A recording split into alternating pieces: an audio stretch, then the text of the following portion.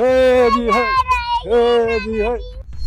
नाना अबे बुड्ढे, नीचे उतार मेरी भतीजी को। तेरी हिम्मत कैसी इसके गोद में उठाने की? हाँ, तो भाभी इधर आओ। अरे भाभी इधर आओ, वहां कहाँ खोई हुई है? इधर देखो क्या हो रहा है। क्या हो गया धर्मेंद्र? क्या हो गया ये देखो, क्या नहीं हुआ। इस दो कौड़ी के सिक्योरिटी गार्ड को देखो, हमारी भतीजी को गोदी में उठा रखा है इसने। वीरा, किससे पूछ करके तुम गए इस गार्ड के साथ खेलने के लिए? नीचे उतरो। पर क्यों मम्मा, मेरे को तो मजा आ रहा है ना नाना के साथ खेलने में, मुझे खेलने दो ना। मैंने बोला ना नीचे उतरो।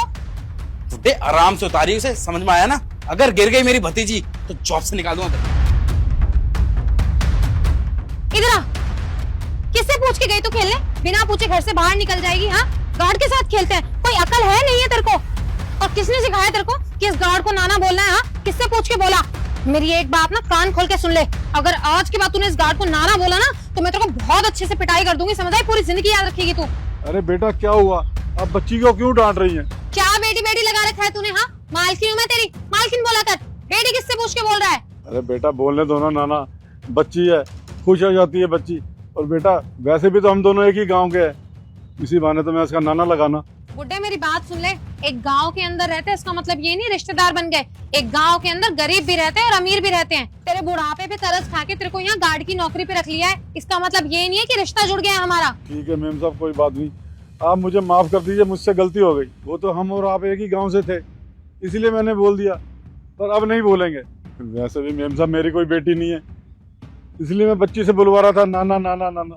अरे अच्छे से जानती हूँ मैं तेरे जैसे लोगों को। अगर तेरी बेटी नहीं है तो मैंने क्या ठेका ले रखा है कि तेरी बेटी बनूंगी? और तुम लोगों को ना बस रिश्ता बनाना होता है ताकि तुम लोगों का काम आसान हो जाए और हमारे जैसे लोग तुम्हें अपने घर में रख ले और तुम्हें काम ना करना पड़े। बस पैसों के लिए रिश्ते बनाते हैं। तेरा जाल हम पे नहीं चला तो तूने इतनी छोटी बच्ची को पकड़ लिया, इसलिए सिखाया ना तूने उसको कि नाना बोले ताकि तेरा रिश्ता जुड़े। कुछ नहीं तो बच्चे का ही तू ब्रेन वॉश करने लगा। नहीं नहीं मेम साहब जी, मैं कोई मतलब के लिए रिश्ता नहीं रख रहा था, आप गलत समझ रही हैं। अपनी बकवास बंद कर। मम्मा आप नाना जी को क्यों डांट रही हो? तेरे को कितनी बार समझाना पड़ेगा? कोई नाना वाना नहीं है वो तेरा, ये हमारे घर का चौकीदार है। इन जैसे लोगों के साथ कभी हमारा रिश्ता नहीं जुड़ सकता।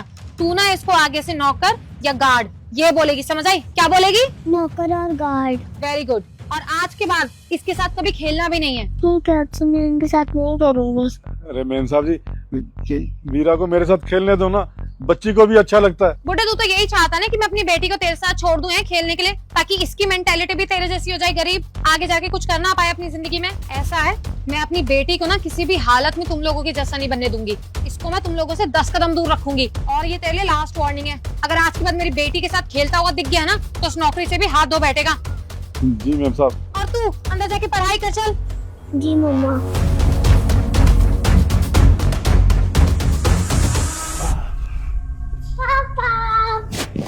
और क्या कर रही थी? आ गया, चाय वाय बना दूं? अरे रिंकी, अभी मैं आ रहा था तो गार्ड काका काफी उदास बैठे थे, कोई बात होगी है क्या? मुंह तो बनेगा ही ना, और मुंह बनेगा भी क्यों नहीं। औकात जो दिखा दी मैंने उसको उसकी। अरे पता भी है, वीरा को अपने साथ ले गया और उसको कहता कि नाना बोल मुझे। अरे ऐसे होता है क्या? खेल रहा था उसके साथ, बोला था नाना नाना बोल, तो बस मैंने डांट दिया और बोल दिया। वीरा को भी मना किया है मैंने कि उसको ना नाना वाना बोलने की कोई जरूरत नहीं है। उसकी और हमारी औकात में बहुत फर्क है, स्टैंडर्ड है हमारा, वो कहाँ नाली के कीड़े। अरे तो क्या हो गया अगर नाना कह दिया वीरा ने तो?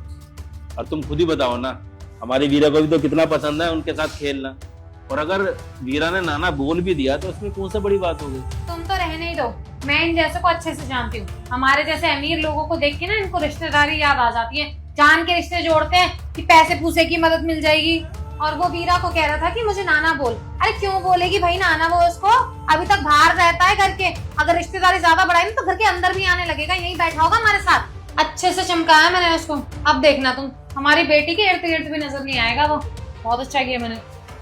ऐसा कुछ नहीं है रिंकी, तुम्हें ना अभी पूरी बात पता ही नहीं है। एक दिन मैं काका के साथ बैठा हुआ था तो उन्होंने मुझे अपने दिल की बात बताई थी। हुआ क्या था कि ना उनकी जो बेटी थी ना, इकलौती बेटी, उसकी एक्सीडेंट में ना डेथ हो गई थी। और काका का इस दुनिया में कोई भी नहीं है, इसलिए जहाँ पे उन्हें अपनापन मिलता है ना वहीं खुशी ढूंढते हैं वो। और जब काका ने मेरे से अपने दिल की बात शेयर की थी ना, तो मैंने काका से कहा था कि आप अपने आप को अकेला मत समझना, हम भी आपके परिवार की तरह हैं, तो आप वीरा के साथ खेला करो।